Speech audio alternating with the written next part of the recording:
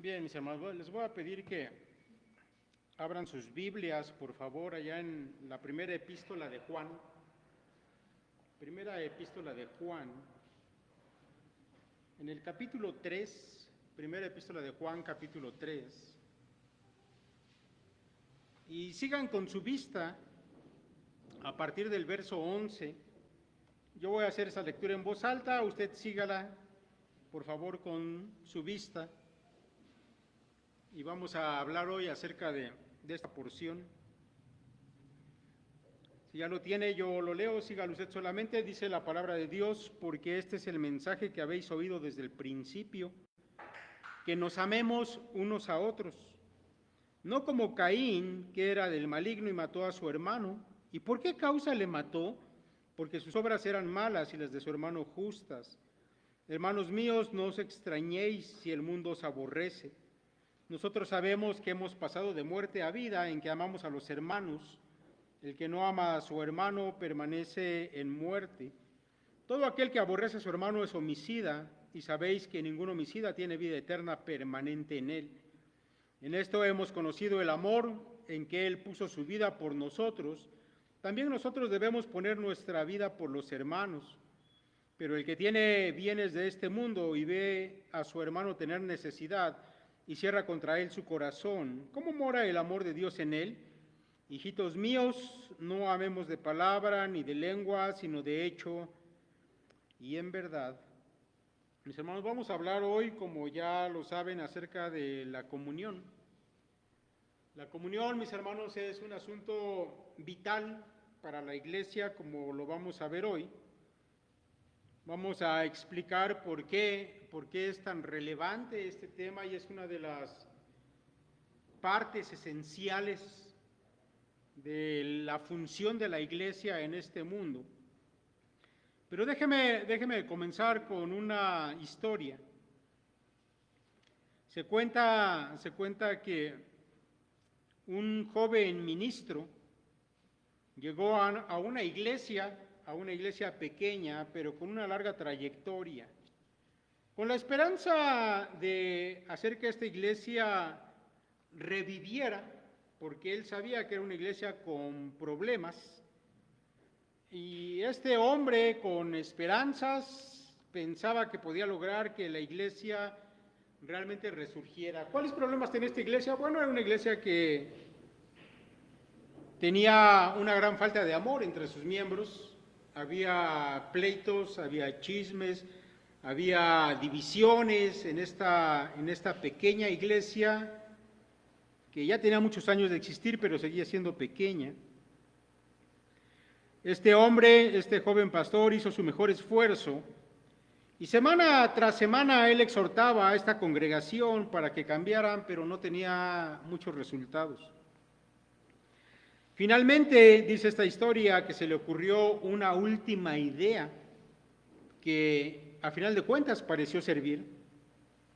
Miren, lo que él hizo es que publicó en el diario local el día sábado que la iglesia había fallecido y que el domingo iba a haber un funeral en la misma iglesia y que todos los que quisieran podían asistir.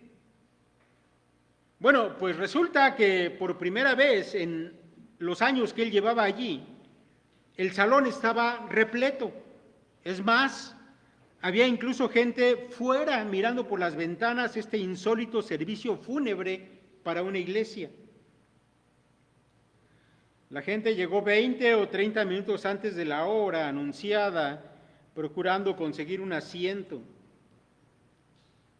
Para asombro de todos los que estaban allí, se dieron cuenta que había un ataúd en la parte de enfrente, casi totalmente cubierto por arreglos florales. El joven pastor le dijo a la congregación que tan pronto como terminara su mensaje podrían pasar a ver los restos de la amada iglesia a quien estaban despidiendo por última vez ese día. La gente que estaba allí casi no podía esperar hasta que él terminara su mensaje, pero una vez que concluyó, con lentitud el joven pastor abrió aquel ataúd empujó las flores a un lado y la gente comenzó a desfilar uno por uno para ver dentro y luego retirarse corriendo, sintiéndose culpable al salir por la puerta porque dentro del ataúd el predicador había colocado un gran espejo y al pasar ellos vieron a la iglesia que había muerto. Mire, un asunto como la comunión, cuando no existe o se da de forma anómala, mis hermanos, realmente puede acabar con la vida de una iglesia. Por eso yo quiero comenzar hoy hablando precisamente de lo que es la iglesia, lo que es la unidad en la iglesia, y posteriormente vamos a aterrizar en el asunto de la comunión. Y quiero que ponga atención para que usted se dé cuenta por qué es tan importante la comunión en la iglesia. Mire, déjeme compartir con usted parte de un escrito de John MacArthur que está incluido en su teología sistemática acerca de la iglesia. Él dice lo siguiente, dice: a lo largo del Nuevo Testamento la iglesia se designa con el término griego eclesia, vocablo que significa los que son llamados. En el mundo antiguo, la eclesia aludía a un grupo de ciudadanos que habían sido llamados para asuntos cívicos o para defender la comunidad en una batalla. Usada de un modo general, no técnico, esta palabra llegó a aludir a cualquier asamblea o congregación. Cuando el término es utilizado en el sentido específico del Nuevo Testamento, la iglesia de Dios alude a la comunidad de aquellos que han sido liberados por Dios de su esclavitud al pecado por medio de la fe en Jesucristo.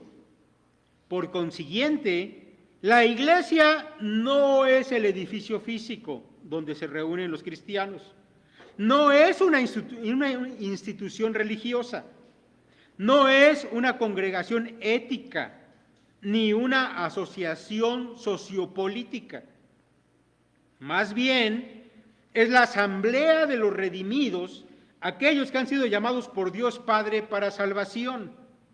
Es la reunión corporativa de quienes han sido transferidos desde el dominio de la oscuridad al reino de Cristo, para que sean ciudadanos del cielo y no de este mundo. Mis hermanos, de acuerdo a esta definición, que como vamos a ver más adelante emana de lo que los textos bíblicos nos dicen, la iglesia es un grupo que ha sido segregado de este mundo, ha sido llamado para ya no ser parte de este mundo. Y la iglesia, mis hermanos, es diferente de todo otro grupo que existe en este mundo. Mire, el libro de Hechos, que contiene algunas de las palabras de esa primera predicación del apóstol Pedro, luego de que la iglesia había recibido el Espíritu Santo de Dios y Pedro se levantó y predicó. El libro de Hechos registra algunas de las palabras del apóstol, dice en Hechos 2:40, y con muchas otras palabras testificaba solemnemente y les exhortaba diciendo: sed salvos de esta perversa generación. Para Pedro, mis hermanos, ser salvo equivale a estar separado del mundo. Por eso el uso de la palabra iglesia para referirse a este grupo especial de personas, por eso se utiliza ese término, eclesia, llamados afuera, llamados a salir de, en nuestro caso, llamados a salir del mundo. El Señor Jesús utiliza una metáfora ya en Juan capítulo 10 para hablar de estos que son llamados por Dios a ser parte de un grupo especial. El Señor habla acerca de ovejas a las cuales el Señor conoce y las llama por su nombre para que sean parte de un redil donde Él es el pastor. Tengo otras ovejas que no son de este redil, dijo el Señor. A esas también me es necesario traerlas y oirán mi voz y serán un rebaño con un solo pastor. Ahora, mis hermanos, es interesante saber que un sinónimo de rebaño es la palabra grey. No sé si usted lo sabía. Cuando cantamos algunos himnos donde se habla de la grey de Dios, lo que se está diciendo es el rebaño de Dios. Ese término es usado obviamente con aplicación a la iglesia.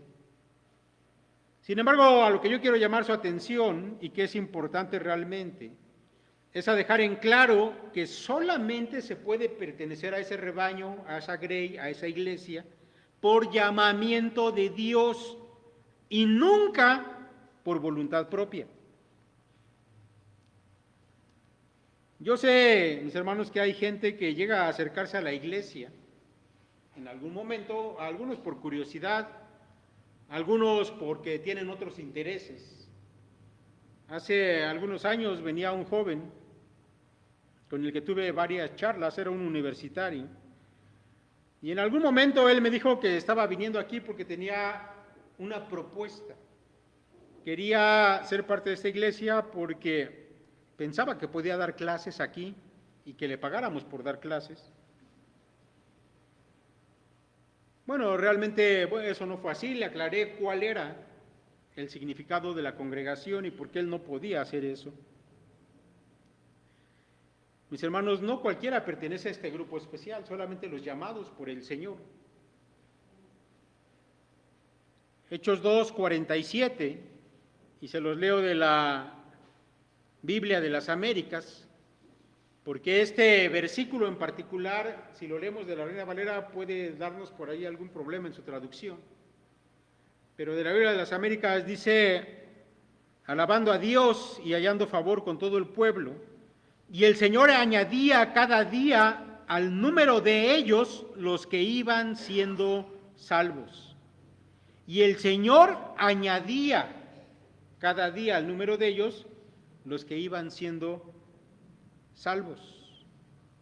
Dios es el que añade al grupo los que Él mismo ha salvado. Así que, mis hermanos, una característica de la iglesia es que en ella Dios reúne a los que Él mismo les otorga vida. De manera que no existen los cristianos aislados. Un cristiano es aquel al que el Señor le ha dado vida y lo ha llamado a ser parte de su iglesia. A dejar de ser parte del mundo y ahora ser parte de la iglesia. Así que aquella gente que no se congrega, incluso hay quienes afirman ser cristianos, pero que no pertenecen a ninguna iglesia, bueno, eso simplemente es una invención humana que nada tiene que ver con el propósito divino para un verdadero hijo de Dios. Mire, yo sé que hay algunos pastores, de esos que les gusta a ustedes escuchar ahí en internet, que no pertenecen a ninguna congregación. Y según ellos, pastorean en línea a los que quieran escuchar. Bueno, déjeme decirle que eso es un invento humano y no tiene nada que ver con el concepto que la Biblia dice. El apóstol Pablo, para hablar acerca de ese grupo de cristianos, de esa unión que hay en ese grupo y que es una unión de tipo sobrenatural, él utiliza varios ejemplos, algunas metáforas para referirse a este grupo y la unión que en ellos hay. Todavía, mis hermanos, no estamos hablando de comunión. Como le dije, íbamos a hablar del concepto de la iglesia, la unidad, y de ahí vamos a desprender el asunto de comunión. Para hablar acerca de la unidad que hay en la iglesia, él utiliza, por ejemplo, la metáfora del cuerpo. Allá en Romanos 12:5 dice, así nosotros, siendo muchos, somos un cuerpo en Cristo y todos miembros los unos de los otros. Muchos, pero a la vez una sola cosa, un cuerpo. También otra metáfora que él utiliza es la de un templo. Dice allá en 1 Corintios 3, ¿no sabéis que sois templo de Dios y que el Espíritu de Dios mora en vosotros? Mire, yo sé que esa figura de ser templos del Espíritu, a veces Pablo la utiliza para el cristiano en particular. Pero en este pasaje él está refiriéndose a toda la congregación. Y él dice, ¿no saben ustedes que son el templo de Dios y que el Espíritu mora en ustedes? Otra metáfora que él utiliza es la de un edificio. Allá en Efesios 2:20 dice, edificados sobre el fundamento de los apóstoles y profetas, siendo la principal piedra del ángulo Jesucristo mismo, en quien todo el edificio bien coordinado va creciendo para ser un templo santo en el Señor, en quien vosotros también sois juntamente edificados para morada de Dios en el Espíritu. Mire, a través de todas estas metáforas que utiliza Pablo, él tiene como fin ilustrar lo que es la unidad en la iglesia. La unidad, mis hermanos, es algo de suma importancia, porque como ya lo expresamos en otra predicación anterior, aún el Señor Jesucristo oró al Padre para que Él diera unidad a esa iglesia, como lo encontramos, mis hermanos, en Juan capítulo 17, en esa famosa oración sacerdotal de nuestro Señor. La unidad, mis hermanos, tiene que ver con que siendo diferentes, formamos parte de una misma cosa. Así como en un cuerpo hay miembros diferentes los unos de los otros, sin embargo todos forman un mismo organismo. Eso es unidad. Ese es el concepto de unidad que se desprende de la Escritura. La iglesia en general está formada por gente de diversas nacionalidades, que tiene diversos idiomas, diferentes culturas, somos diferentes todos físicamente, diferentes en capacidades, en maneras de pensar, etc. Y sin embargo, en Cristo todos somos uno. Es como si Dios estuviera revirtiendo esa separación que vino a causa del pecado en la humanidad. Cuando el pecado entró en el mundo, mis hermanos, separó muchas cosas, entre ellas a los seres humanos. Que hoy en día existan naciones, pueblos, religiones diversas, es producto de que el pecado haya entrado en este mundo. Pero la unidad que se da en la iglesia es una obra de Dios. No es producto del esfuerzo humano. Y es importante que sepamos esto, ¿sí? Entonces, todos los que hemos sido llamados a ser parte de la iglesia, somos, de alguna manera, mis hermanos, también parte de esa unidad, de ese cuerpo, porque el Espíritu vive en cada uno de nosotros. Como ya también lo he mencionado en otra predicación, el apóstol Pablo, allá en Efesios 4:3, dice, solícitos en guardar la unidad del Espíritu en el vínculo de la paz. La unidad proviene de que el Espíritu Santo mora en la iglesia. En esta unidad, cada miembro trabaja para conseguir el mismo propósito, y ese propósito proviene de la cabeza que es Cristo, como también ya lo hemos enseñado. Hasta aquí, mis hermanos, hasta aquí, aún no hemos mencionado nada de comunión, pero todo esto es importante para llegar a ella. Mire, en este grupo especial llamado a vivir apartado del mundo, a vivir además en una unidad que nos da Dios. Hay también, mis hermanos, dado que este grupo, dijimos, no se parece a nada que el mundo conozca, hay también una manera en que sus miembros se relacionan. Y esa manera es una manera que el mundo no conoce. Esa manera, mis hermanos, se llama amor. Y aquí sí es donde comenzamos a hablar ya de comunión. Mis hermanos, ese amor del que estamos aquí hablando, al igual que el llamado a pertenecer y también esa unidad, no provienen del hombre, provienen de Dios. El amor, que es el vínculo que une a los hijos de Dios, proviene de estar unidos permanentemente a Cristo mismo. Y yo quiero que no pierda de vista esta idea. Por eso, mis hermanos, recuerden que una iglesia puede estar muerta si no tiene comunión. Porque, escuche otra vez, esto de nuevo. Mire, el amor, que es el vínculo que une a los hijos de Dios, proviene de estar unidos permanentemente a Cristo. Por esa razón, mis hermanos, es que el apóstol Juan utiliza el amor a los hermanos como una evidencia de ser un legítimo cristiano. ¿Qué quiere decir esto? Si tú estás unido a Cristo, si tú fuiste llamado por Cristo para ser parte de este grupo y de esta unidad, entonces tienes que amar a tus hermanos. Y en ese amor que tú tienes a tus hermanos, es lo que va a ser una evidencia de que tú realmente has sido salvo y que eres un legítimo cristiano. Ahora, esto es y ha sido a lo largo del tiempo de suma importancia en la historia de la Iglesia. Mis hermanos, saber quién es un verdadero creyente y quién no lo es relevante para la vida de la Iglesia. Porque la misma Escritura nos advierte que Satanás, en sus intentos de destruir a la Iglesia, iba a introducir gente que tenía apariencia de ser cristiano, pero que no lo era. Que tenía apariencia de ser hijo de Dios, pero realmente era hijo del diablo. Bueno, una forma, mis hermanos, de saber quién es hijo de Dios y quién no lo es si la persona ama a los hijos de Dios o no los ama.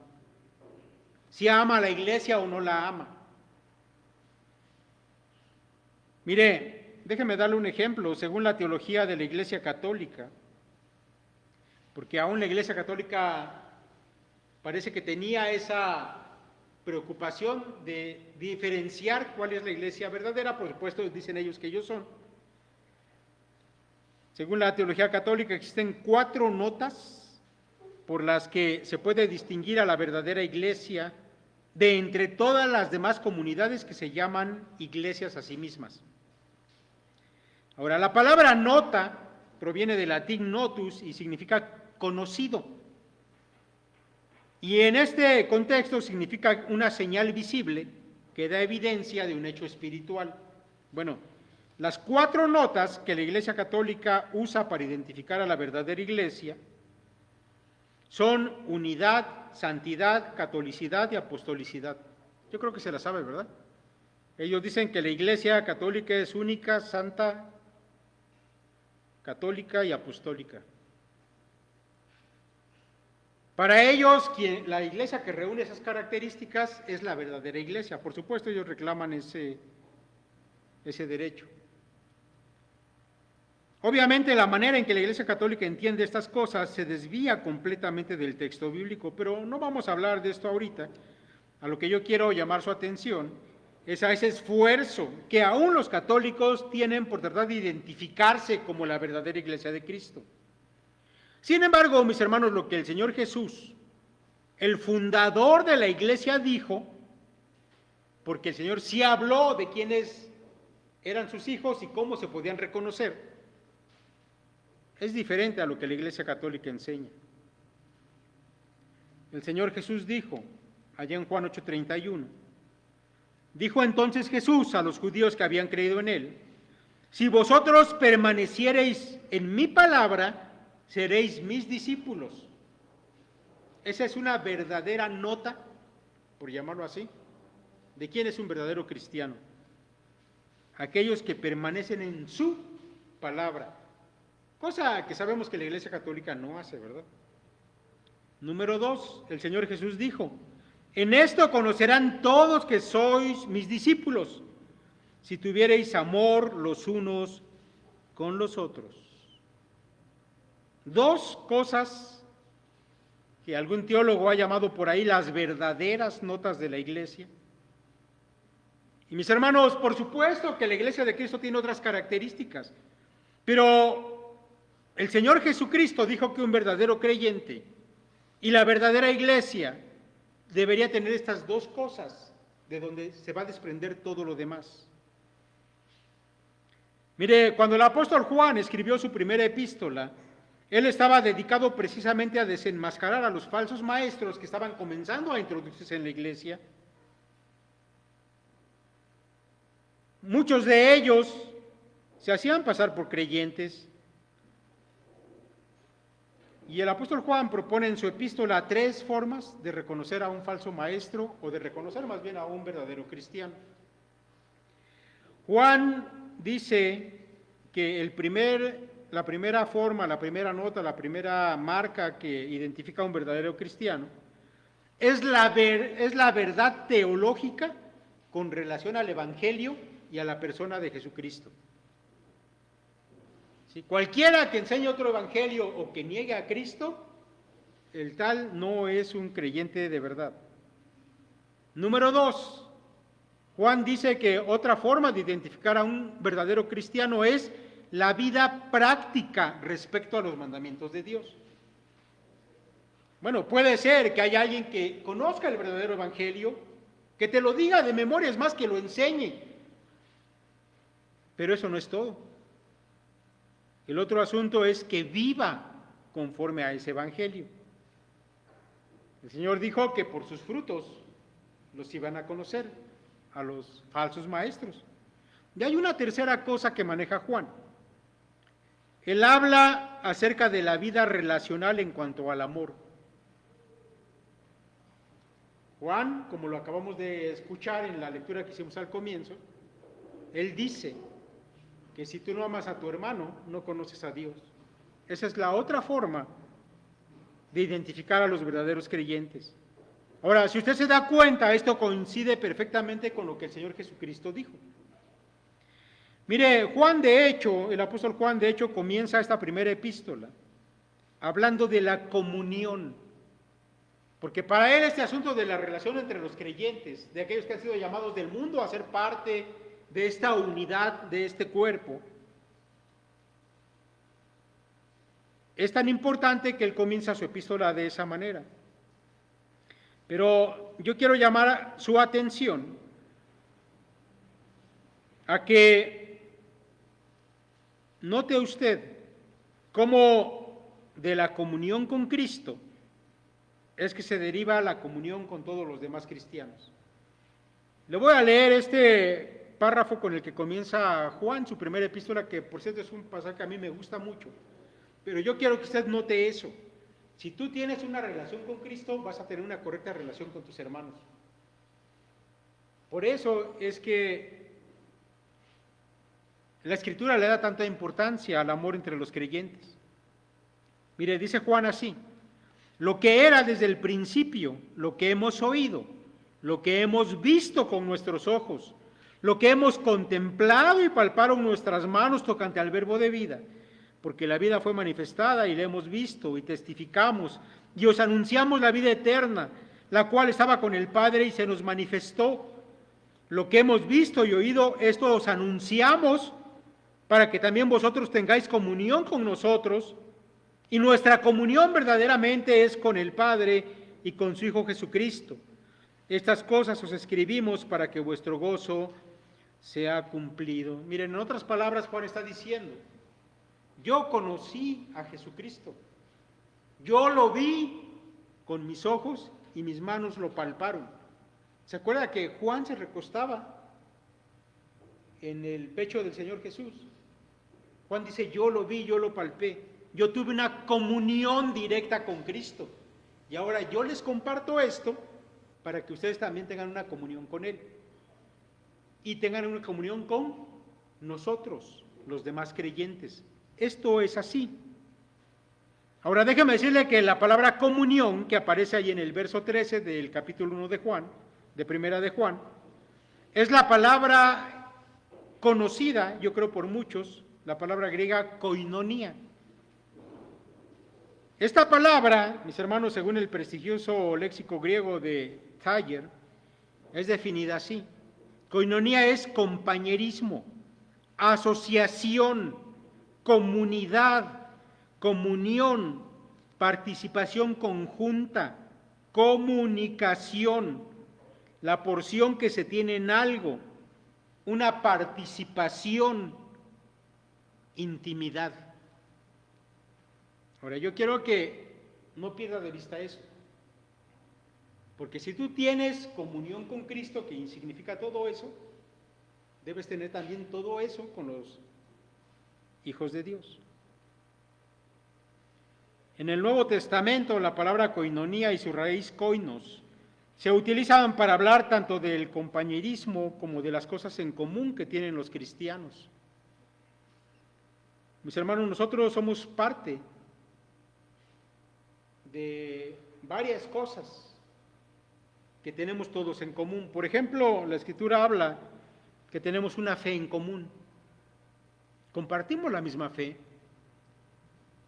El apóstol Pablo, cuando escribe a Tito, le dice en Tito 1:4, a Tito, verdadero hijo en la común fe. Compartimos los creyentes, somos parte, estamos asociados en esa misma fe. También los cristianos comparten una salvación común. Allá en Judas 1:3 el escritor dice, amados, por la gran solicitud que tenía de escribiros acerca de nuestra común salvación. Tenemos, por supuesto, también una vida en común. En Hechos 4:32 dice la Escritura, y la multitud de los que habían creído era de un corazón y un alma, y ninguno decía hacer suyo propio nada de lo que poseía, sino que tenían todas las cosas en común. Entre los creyentes tenemos cosas en común. Ahora déjeme decirle que eso se desprende de que tenemos una comunión con Cristo. Y en ese sentido, mis hermanos, la iglesia es diferente de todo lo demás.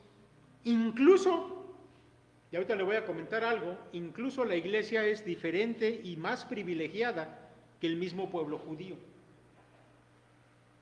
Dice el erudito alemán Gerhard Kittel, es un experto en la lengua hebrea y en las costumbres hebreas, dice lo siguiente: esta vida en comunidad no se basa en una teoría económica, en la socialización legal ni en la imitación filosófica de la naturaleza, sino que expresa la comunión fraterna con el fin de ayudar a los demás.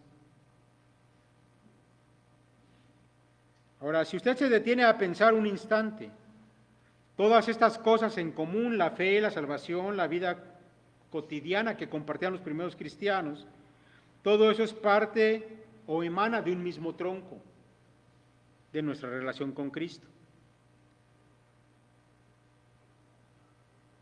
Y cuando hablamos, mis hermanos, de una relación vital con Cristo, estamos hablando de los que han nacido de nuevo, de los que han sido salvos.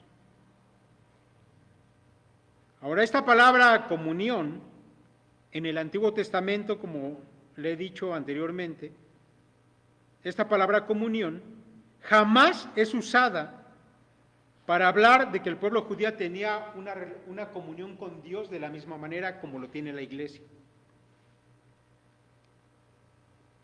En el Antiguo Testamento, mis hermanos, los justos dependen de Dios, confían en Dios, pero no se consideran sus compañeros ni estar asociados con Dios. Al respecto de eso, Kittel dice, esto es sorprendente, en vista del hecho de que el culto expresa la entrada de Dios en una comunión sacra, pero prevalece un sentido de distancia más que de asociación, incluso cuando hay regocijo delante de Dios. Quiere decir que aun cuando el pueblo judío tenía cultos dedicados a Dios, y ellos sabían que la presencia de Dios estaba allí, ellos nunca se consideraron estar más cerca de Dios por eso, sino más bien sabían que estaban lejos de Dios. Y había sacerdotes que intercedían para que el pueblo pudiera tener contacto con Dios. El culto más bien le recordaba a los judíos que estaban separados de Dios, lo cual, mis hermanos, no pasa con la iglesia. Ahora, lo que yo deseo que usted note es que la iglesia es un grupo muy especial, es único, es privilegiado, porque tiene una relación única con Cristo que se expresa de manera visible. ¿Cómo se expresa de manera visible esa relación? En el amor que usted tiene por sus hermanos. ¿Realmente está asociado con Cristo? ¿Tiene esa comunión, tiene esa relación cercana con el Señor?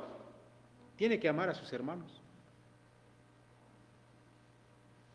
Si usted realmente ha sido salvo y está asociado con Cristo Jesús, no hay otra manera de que lo demuestre más que amando a la iglesia del Señor. Dice Juan en esa primera epístola, en el verso 14 del capítulo 3, nosotros sabemos que hemos pasado de muerte a vida, en que amamos a los hermanos. El que no ama a su hermano permanece en muerte. En esto conocerán todos que sois mis discípulos, si tuviereis amor los unos con los otros. Si alguno dice, yo amo a Dios y aborrece a su hermano, es mentiroso, pues el que no ama a su hermano a quien ha visto, ¿cómo puede amar a Dios a quien no ha visto? El que dice que está en luz y aborrece a su hermano, está todavía en tinieblas. El que ama a su hermano permanece en la luz y en él no hay tropiezo. Ahora, yo espero que después de todo esto dicho, mis hermanos, entiendan mejor aquella ilustración de ese joven pastor. ¿Saben por qué él declaró que su iglesia estaba muerta? Porque no había comunión. Y donde no hay ese amor por tus hermanos, no hay vida, no hay luz, estás en tinieblas, estás muerto todavía. Esa gente que dice es que yo sí creo en Dios, a mí me gusta leer la Biblia, pero con la iglesia no quiero tener nada que ver. Porque la iglesia me hicieron caras, o son hipócritas, o ya sabe todo lo que dicen. Bueno, quien piensa de esa manera, no lo digo yo, lo dice la Escritura, tal persona no ha nacido de nuevo. Yo sé que hay algunos que dicen, yo sí soy cristiano, pero no voy a la iglesia. Hermano, chocas directamente contra la palabra de Dios. Primera de Juan 3:11 dice, porque este es el mensaje que habéis oído desde el principio, que nos amemos unos a otros. No como Caín, que era del maligno y mató a su hermano. ¿Y por qué causa le mató? Porque sus obras eran malas y las de su hermano justas. Si tú no amas a tus hermanos, sino que más bien repudias a la iglesia de Cristo, tú no eres hijo de Dios. Juan dice que eres hijo del diablo. Así que no hay vuelta de hoja. Mis hermanos, este es un asunto cerrado. O eres parte de la iglesia o no lo eres, o amas a los hijos de Dios o no los amas, o tienes comunión o estás fuera del cuerpo y perteneces todavía al maligno. Ahora, esto es muy interesante, mis hermanos, cuando lo aplicamos a nuestra vida, porque esto que es un hecho que no se puede negar, nos confronta. Ya escucharon ustedes toda la parte doctrinal. Ahora déjeme aplicarlo a nuestra propia vida. Mi hermano y mi hermana, ¿por qué no te gusta estar en comunión con la iglesia?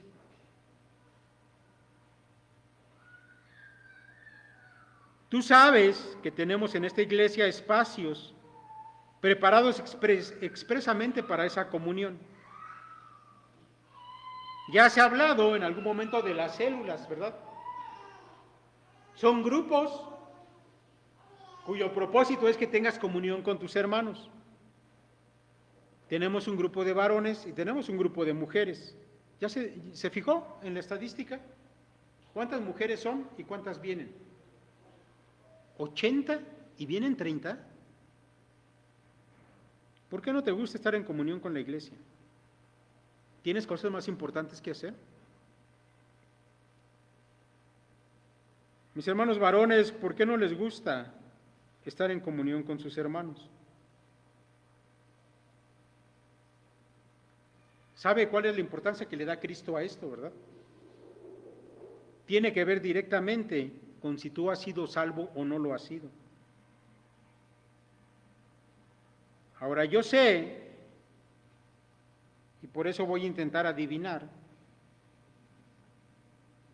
¿qué hace usted cuando no viene a la célula o no viene al grupo que le toca, pudiendo hacerlo? Yo sé que hay algunos que tal vez por el manejo de sus horarios no pueden, pero hay otros que sí y no vienen. Bueno, déjeme adivinar. Es porque usted está entretenido en las cosas de este mundo, pero no en las cosas de Dios, ¿verdad? No creo que haya alguien que me diga, bueno, yo no asisto a las células y no voy a los grupos, porque en ese tiempo precisamente estoy evangelizando a los perdidos. O estoy visitando a los enfermos. Digo, yo quisiera que hubiera muchos que me dijeran eso y que fuera real. Pero usted y yo sabemos que no es así. Pero mire, lo que yo sepa o lo que yo piense no importa tanto, sino lo que Dios sabe de usted. Que si pudiendo asistir y no lo hace, es simplemente porque no ama a sus hermanos, más de lo que ama otras cosas que pertenecen a este mundo.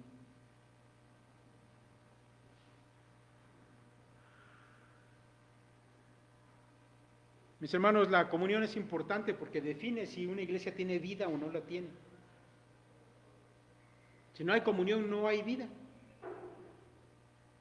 Y entonces, pues tal vez hay que hacerle un funeral a la iglesia. Ahora, no estoy diciendo que eso esté pasando aquí en todos. Obviamente, como en todas las cosas, siempre hay algunos, la minoría, que hacen las cosas, que dan evidencia.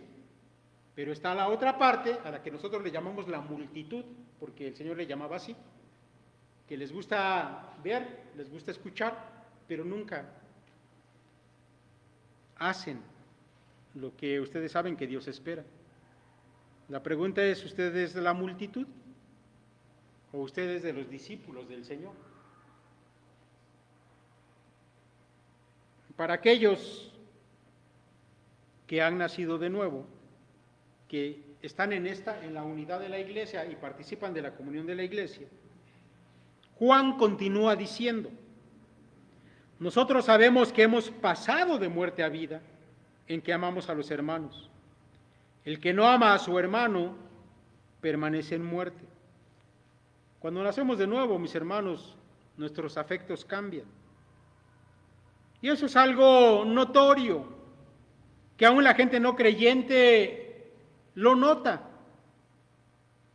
Y yo sé, mis hermanos, que cuando hemos nacido de nuevo, ahora amamos reunirnos con la iglesia de Cristo. ¿No le pasa eso? Y aún la gente que lo ve dice, oye, ¿por qué te gusta estar tanto metido allá en la iglesia? ¿Por qué vas a esas reuniones ahí de santurrones? ¿No te aburres de estar allí? Bueno, la gente regenerada no lo entiende. Tal vez haya algunos que piensan que son cristianos y que piensen así. Pues yo que voy a estar ahí metido todo el día. Bueno, si piensas así, tal vez no haya vida nueva en ti. Para nosotros es un verdadero gozo estar en comunión con la iglesia. Cada semana que estoy yo en la célula se lo repito. Hermanos, es un gozo estar con ustedes. Y créanme, mis hermanos, que es algo extraordinario. Disfrutar de esa comunión con nuestros hermanos es algo que nos llena el corazón y que nos da gozo en nuestra vida. Eso, mis hermanos, es una señal dada por Dios que evidencia a los verdaderos cristianos. Dice Juan, en esto hemos conocido el amor, en que Él puso su vida por nosotros. También nosotros debemos poner nuestras vidas por los hermanos. Pero al que tiene bienes de este mundo y ve a su hermano tener necesidad y cierra contra él su corazón, ¿cómo mora el amor de Dios en él? Hijitos míos, no amemos de palabra ni de lengua, sino de hecho y en verdad. Ok, estamos en la comunión, nos gusta estar aquí, ¿qué más hay que hacer? ¿Cómo se demuestra ese amor? Bueno, aquí Juan nos lo está diciendo de una forma práctica. Él pone un ejemplo práctico de cómo ese amor se muestra. Y el ejemplo más grande, sin duda, es nuestro Señor Jesucristo. El amor que caracteriza la comunión cristiana es el amor que es igual al del Señor. Mire, en una metáfora que usa el Señor Jesucristo para hablar a sus discípulos allá en Juan 15, dice lo siguiente: permaneced en mí y yo en vosotros. Como el pámpano no puede llevar fruto por sí mismo si no permanece en la vid, así tampoco vosotros si no permanecéis en mí. Los pámpanos, mis hermanos, son las hojas de la vid, se nutren de la vid, de ese tronco de la vid. Y en esta metáfora que utiliza el Señor, ese tronco es Cristo, ese tallo. Y la savia que corre por el tallo es la misma savia que va a correr también por las hojas. El amor de Cristo, mis hermanos, si estamos unidos a Él, si tenemos comunión con Él, ese mismo amor va a correr también por nosotros, por nuestro ser. Aquí el Señor Jesús en esta metáfora dice exactamente lo mismo que Juan está diciendo. El amor, mis hermanos, es el fruto espiritual número 1. Usted recuerda Gálatas 5:22, ¿verdad? Más el fruto del Espíritu es ¿qué? Amor. Así que si tú eres ese pámpano que está unido al tallo, tu fruto ¿cuál va a ser? Amor. Ahora déjeme decirle que ese amor, ya lo hemos dicho otra vez, pero se lo repito una vez más, nunca es sentimental. Siempre es un amor resultante de la divina voluntad que se muestra de manera práctica totalmente. El amor de Cristo no es un amor sentimentaloide. Es un amor que proviene de su divina voluntad y que siempre va a ser práctico. Ahora, yo sé que esto es confuso para la gente del mundo en nuestros días, porque concibe el amor como un sentimiento y piensa que el amor se expresa a través de palabras halagadoras, de cursilerías, de detalles románticos. Eso no es el amor bíblico.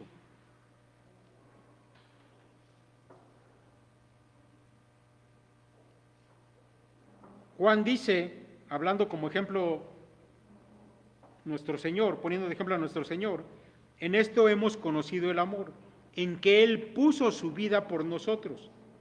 También nosotros debemos poner nuestra vida por los hermanos. El amor de Cristo, mis hermanos, es tan extraordinario que de inmediato se distingue de toda otra idea de amor que el mundo pueda tener. Este es un amor sacrificial que el Señor mostró por gente que le aborrecía, que lo pusieron en la cruz. Pero el Señor determinó en su divina voluntad amar a esa gente. Y en el mundo no hay nada que se compare a este amor. Ahora el Señor nos exhorta a amar de la misma manera a nuestros hermanos en primer lugar. Ahora no se espante, no le estoy diciendo que tiene que ir a una cruz por su hermano o tiene que dejarse matar, aunque en teoría, mis hermanos, si fuera necesario deberíamos hacerlo.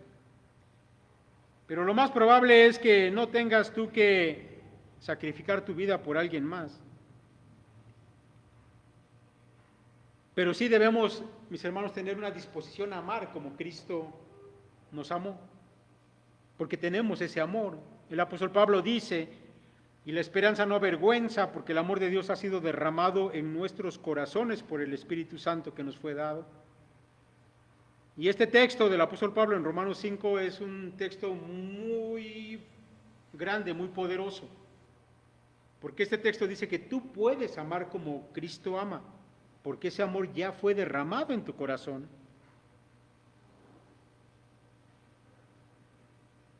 Juan nos pone un ejemplo, una situación en la que no tienes necesariamente que sacrificar tu vida hasta la muerte, pero sí seguramente, mis hermanos, tenemos que sacrificar otras cosas. Cuando amamos a los hermanos, a veces tendremos que sacrificar tiempo, a veces esfuerzo, a veces algunos bienes materiales para ayudarles a nuestros hermanos. Juan dice en el verso 17 de este capítulo 3 que estamos considerando: pero el que tiene bienes de este mundo y ve a su hermano tener necesidad y cierra contra él su corazón, ¿cómo mora el amor de Dios en él? Hijitos míos, no amemos de palabra ni de lengua, sino de hecho y en verdad.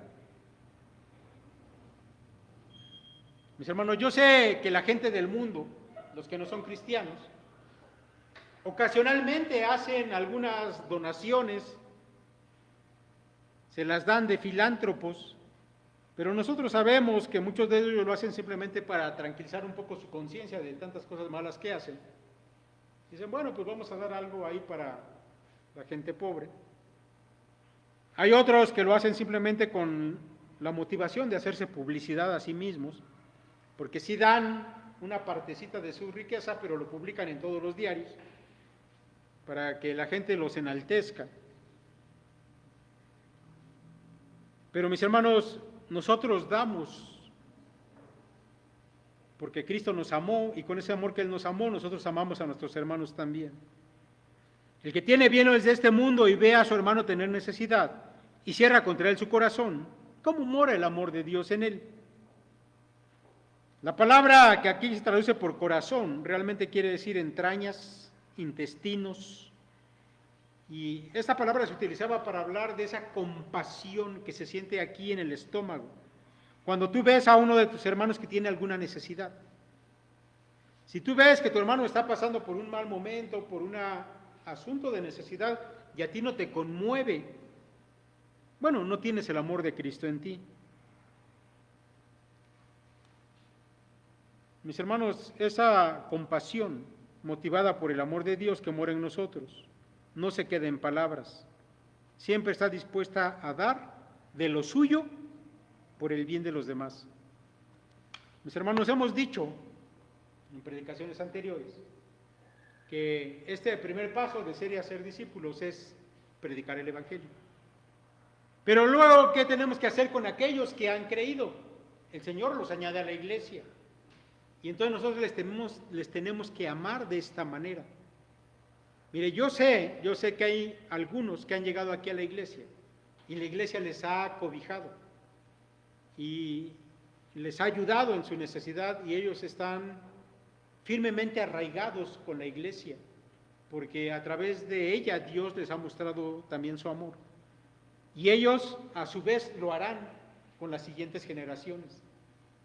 Mis hermanos, Dios quiera que ese amor, que esa comunión de la que hemos hablado el día de hoy, sea para usted tan importante como lo es para Cristo.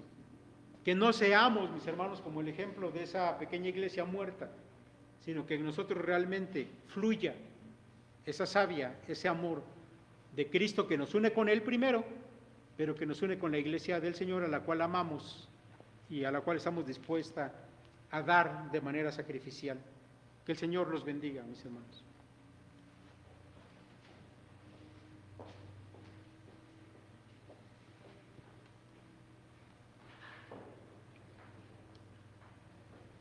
Gracias a Dios por la palabra expuesta y que esto haga mella en nuestros corazones y en nuestra mente. Vamos a terminar este culto entonando un último himno, el 260, Sagrado es el amor. Puestos en pie, hermanos.